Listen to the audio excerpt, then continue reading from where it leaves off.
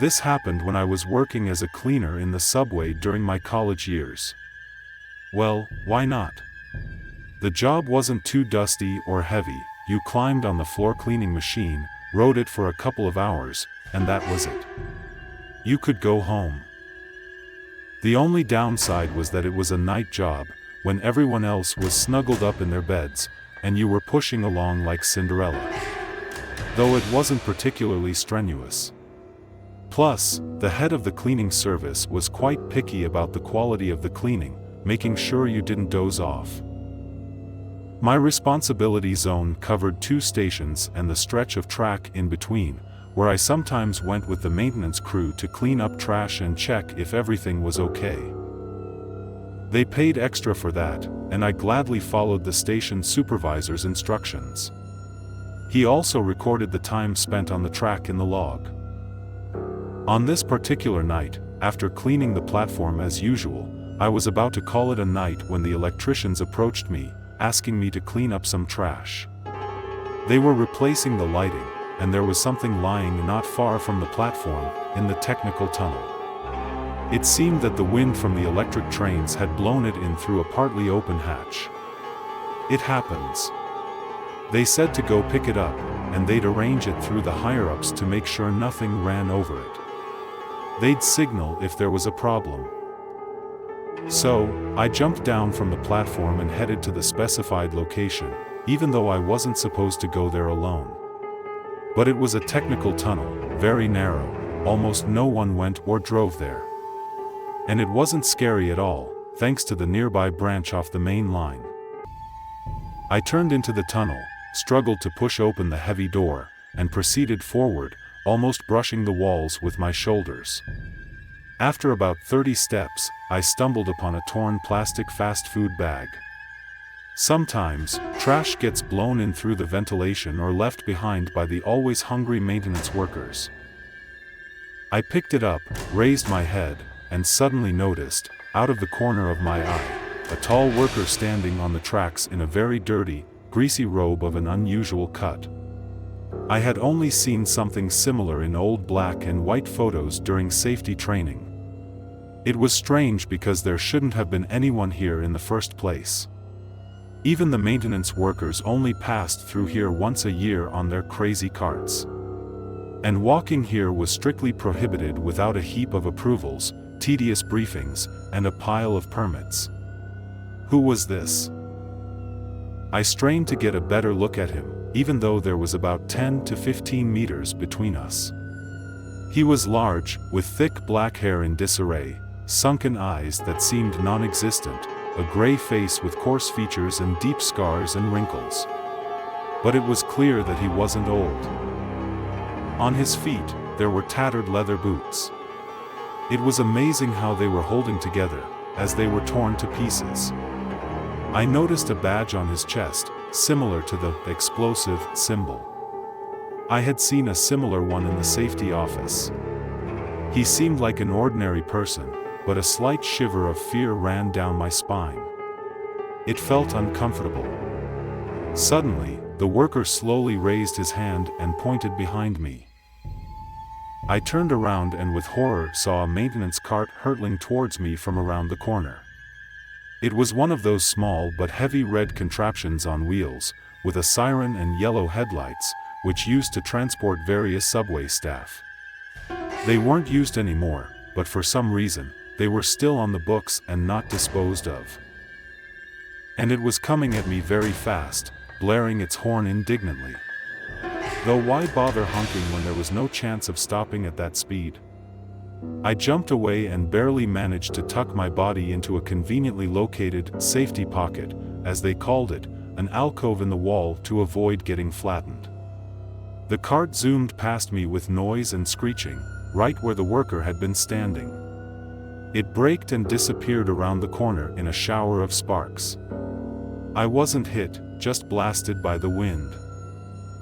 By the way, the cart operator later wrote in his statement that I had leaped and, with a graceful spin in mid-air about half a meter from the cart's bumper, dove headfirst into a hiding place. It could have been a circus act, but I wasn't sure. I couldn't catch my breath for a minute, pressing my nose against the concrete wall. Well, I thought, you can either mess yourself up or start stuttering. I remembered the shaggy guy who had warned me. Clearly, he had been crushed. There was no pocket there, and there was no way to dodge. It was too cramped. I ran over there, but I couldn't find anything, no blood, no crushed bones, as if no one had been there at all. And that damn cart didn't even stop. It honked, rushed by, and vanished as if it had dissolved, like sugar in a glass. Not a good sign. Maybe another one is coming. So, I didn't dare tempt fate a second time. I rushed out of there so fast my ears popped. And immediately started raising hell with the electricians. What the hell, you damn scoundrels, why didn't you warn me that the cart was coming? Disgusting jerks. And they looked at me in surprise. They said, "What are you talking about? You're alive." They mumbled that the shift supervisor had given the order to send some old carts from the remote tracks, and they hadn't had time to warn me. They claimed that the radio was dead. Battery probably died. Really? I was pressing the buttons, saying, "My radio is silent, it really is dead." The same electricians were jumping around animatedly, thinking they had seen the last of me, but I was whole. One of them even tried to hug me in his drunken stupor. I pushed him away with my fist. He stank like a wet rat, and I had no interest in any physical contact with him.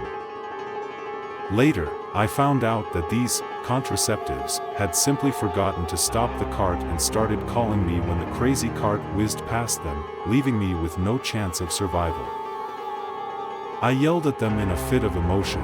There was a live weirdo down there, and the only pocket was the one I squeezed into. For your wake-up call, search for him, or you'll end up in a very bad spot, just like the beautiful ones. I'll tell everything to the prosecutors, you murderers, they'll surely catch up with you. Then the station supervisor came running.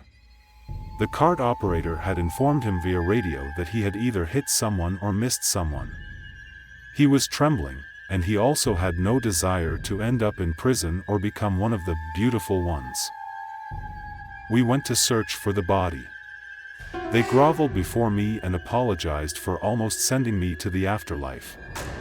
I pretended to be furious and indignant, secretly hoping for some monetary compensation for the incident. We searched the entire tunnel several times, but we found nothing.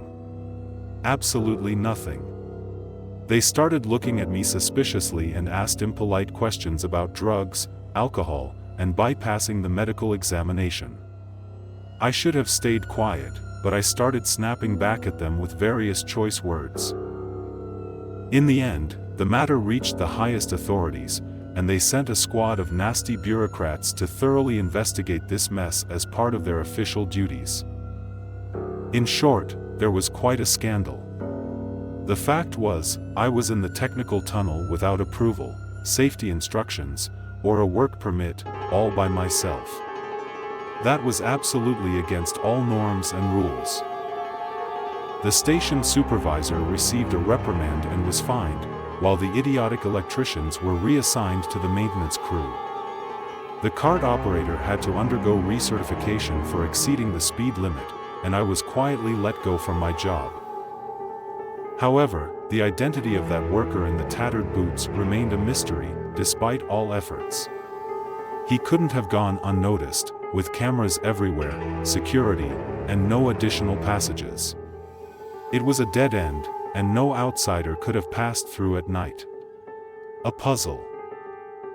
But nonetheless, if it weren't for that eerie stranger, I might have met a very different fate.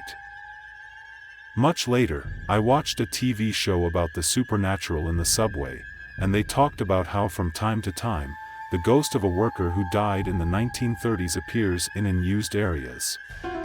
They even described him, tall, shaggy, all in rags. Could it have been him?